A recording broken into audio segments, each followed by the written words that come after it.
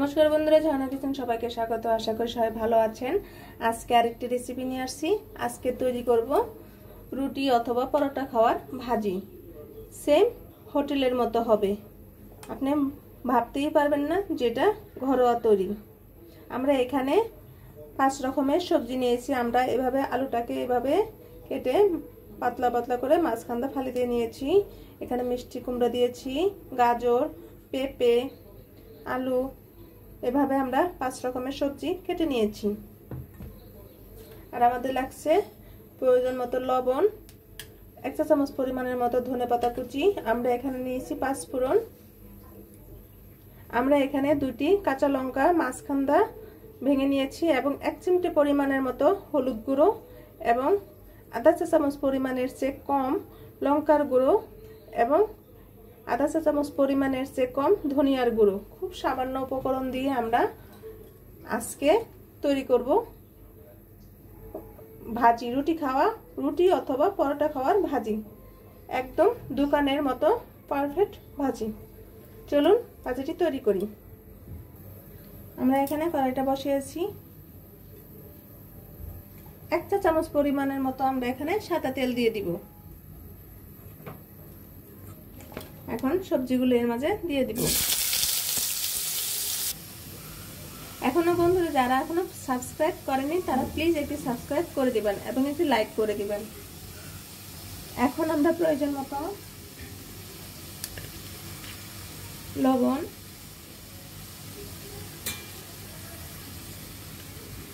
ধনিয়ার গুঁড়ো, লঙ্কার গুঁড়ো, হলুদ গুঁড়ো এবং 2টি কাঁচা লঙ্কা এর মাঝে দিয়ে দিব।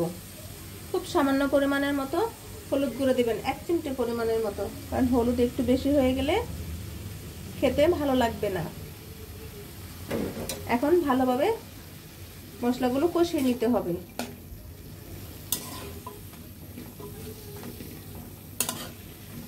এভাবে কষিয়ে নিতে হবে, খুব সহজেই তৈরি হয়ে যাবে ভাজিটি। এবং সবজিটি খেতে এতটাই টেস্ট হয় আপনি না খেলে বুঝতেই পারবেন না। এবং ছোট বড় সকলেরই পছন্দ হবে যদি এরকম সবজি ভাজি পরোটা অথবা রুটির সাথে হয়।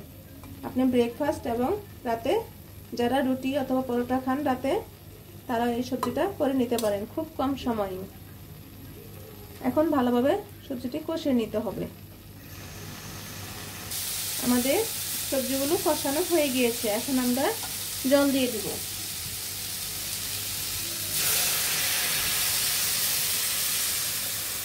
আমরা এখানে জল দিয়ে দিয়েছি যাতে সবজিগুলো ডুবে যায়।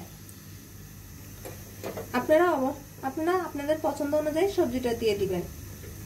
বিশেষ করে পেঁপেটা সবজিতে থাকবে, কারণ পেঁপে প্রচুর পরিমাণের ভিটামিন আছে এবং গাজরও আছে। আপনারা চেষ্টা করবেন গাজর এবং পেঁপে, মিষ্টি কুমড়া এই 3টা সবজি যেন রুটি খাওয়া অথবা পরোটা খাওয়ার ভাজিতে থাকে, তাহলে খুবই টেস্ট হয়। এখন আমরা বলক আসার জন্য অপেক্ষা করব। দেখুন বন্ধুরা, আমাদের তরকারিতে বলক চলে আসছে। আপনারা অবশ্যই লবণটা চেক করে দেখবেন। আমাদের সবজিগুলো সিদ্ধ হওয়ার আগ পর্যন্ত এভাবে কলকাতে থাকবে। দেখুন বন্ধুরা, আমাদের সবজিটি সিদ্ধ হয়ে গিয়েছে। এখন আমরা ডাল ঘুটনির সাহায্যে আমরা সবজিগুলো কিছু এভাবে চাপ দিয়ে অর্ধেক সবজি ভেঙে দিব, যাতে সবজির যে ঝোলটা আছে ঝোলটা গাঢ় হয় এবং দেখতে অনেক সুন্দর দেখায়। এখানে কিন্তু কোনো পেঁয়াজ রসুন ইউজ করব না, শুধু 5 ফোড়ন দিয়ে রান্না করব। আপনারা অবশ্যই বাসায় তৈরি করে খাবেন। এত টেস্ট হয়, আপনি যখন বাসায় তৈরি করে খাবেন তখন আপনি নিজেই বুঝতে পারবেন। এখন আমরা সবজিটাকে নামিয়ে সম্বার দিয়ে দিব। আমাদের কড়াইটি গরম হয়ে গিয়েছে। এখন আবার আমরা 1 চা চামচ পরিমাণের মতো সাদা তেল দিয়ে দিব। এই সবজিটিতে খুব কম পরিমাণে তেল লাগে। এখন আমরা পাঁচফোড়নগুলো দিয়ে দিব।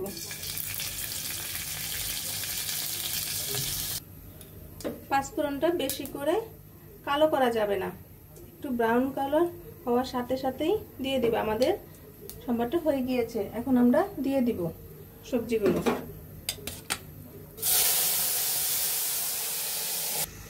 দেখুন সবজির কালারটা কত সুন্দর হয়ে আসছে, দেখতে যেমন সুন্দর দেখাচ্ছে, খেতে অনেক অনেক টেস্টি হয়েছে। খুব সহজেই তৈরি হয়ে যাবে দোকানের মতো পরোটা খাওয়ার ভাজি।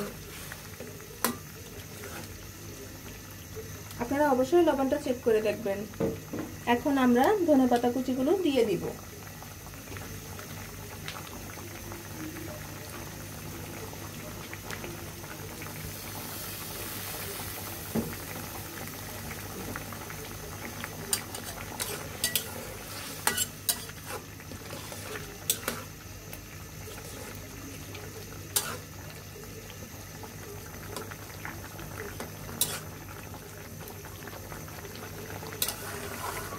আপনারা অবশ্যই কমেন্টে জানাবেন পরোটা খাওয়ার ভাজিটি কেমন হলো।